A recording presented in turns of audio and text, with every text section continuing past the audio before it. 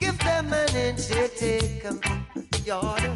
Give them a yard. Bob Marley, real situation. His birthday would have been tomorrow. And this is Democracy Now!, democracynow.org, the War and Peace Report. I am Amy Goodman. As the Senate continues debate on President Obama's $900 billion economic stimulus plan, a coalition of environmental groups are calling on senators to remove a controversial provision that could lead to the construction of a new generation of nuclear power plants. The Senate bill includes a proposed $50 billion in federal loan guarantees that would likely go to nuclear power and liquid coal technologies. The amount's just a fraction of what the nuclear power industry is seeking. Last year, the industry asked Congress for $122 billion in loan guarantees in order to build 21 new nuclear reactors. No nuclear plant has been built in the U.S. since the meltdown at 3 Mile Island in 1979. Critics of the proposal question the safety of nuclear energy, doubt the federal loan guarantees would provide much of an immediate stimulus to the economy.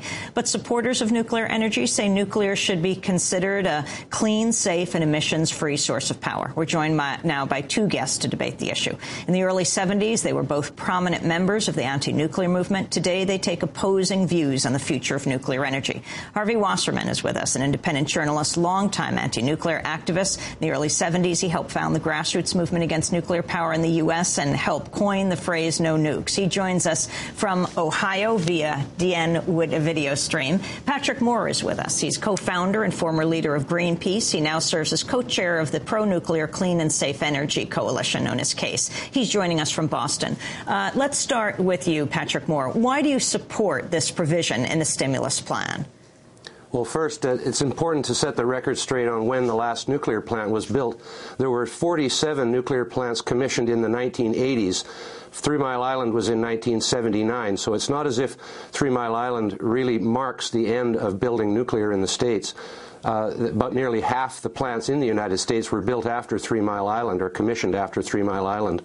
I support nuclear power simply because I think we all made a big mistake in the 1970s by confusing nuclear energy with nuclear weapons. Greenpeace started against U.S. hydrogen bomb testing in Alaska. We were all scared as young people back then, myself at the University of BC doing a PhD in ecology, that we were going to be wiped out by an all-out nuclear war. And we thought everything nuclear was evil. That would be as foolish as thinking that nuclear medicine was evil. Nuclear medicine is a very beneficial use of nuclear technology, and the medical isotopes that are dangerous otherwise are used to diagnose and cure many, many millions of people every year. Those medical isotopes are made in nuclear reactors in the same way that we can make electricity in nuclear reactors, and I don't think we should mix the destructive versus the beneficial uses of nuclear technology up in the way we did back then. Harvey Wasserman, why are you opposed? Why do you want this out of the stimulus plan? Well, there's no reason for the United States taxpayers to get stuck with another $50 billion tab for building new reactors that Wall Street won't fund. Nuclear power has failed utterly in the marketplace, and it's back at the taxpayer trough trying to get more money. And this is a time when we actually need stimulus in our economy, and no nuclear plant that's funded now with taxpayer money could come online for at least a decade. It's a complete waste of money. It has no business being in the stimulus package, and people need to call their senators and congresspeople to stop this from happening. It's a real perversion of the stimulus package, and the Senate may vote on this as early as this week, possibly next week, and we have a very difficult struggle to get rid of this $50 billion boondoggle going into the stimulus package. It has no business being there, and what's more, the reactors that would go under construction will be dangerous. They will be terror targets. We have had experience with atomic reactors causing cancer, leukemia, birth defects in the nearby neighborhoods where they've been built.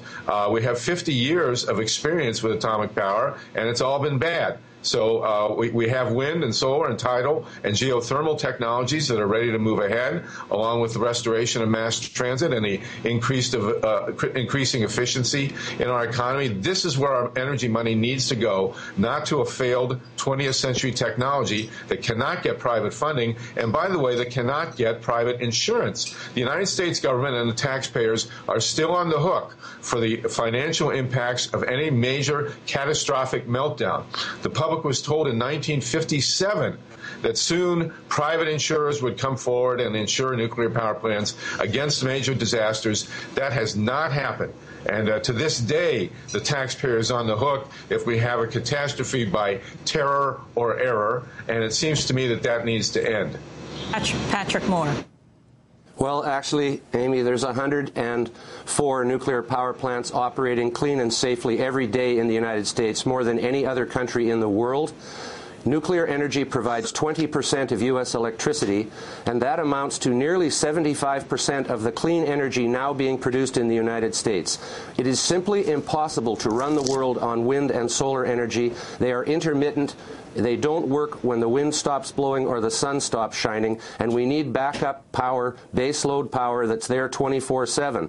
Unless we build nuclear plants, we've got to keep building coal plants and more gas plants, which are fossil fuels that release greenhouse gas and cause air pollution. The whole reason for the nuclear renaissance around the world is energy security and climate change and the reduction of greenhouse gas emissions into the air. And Harvey and the rest of the people in my old organization of Greenpeace are stuck in the 1970s mentality. They have to come forward in time and think about what it is we can actually do. We're not going to run the country on tidal power, Harvey. It's just, that's a pie in the sky, and so is a lot of the other stuff about running the country on wind and solar. They have their place in the scheme of things, but they cannot run the country. So how are we going to produce the thousands of megawatts of power we need every day, especially when we're going to start charging our cars, our batteries, and our plug-in hybrids, which doesn't make any sense to charge a plug-in hybrid on a coal-fired power plant or a gas plant. It makes a lot of sense to charge it on hydroelectric, nuclear, and wind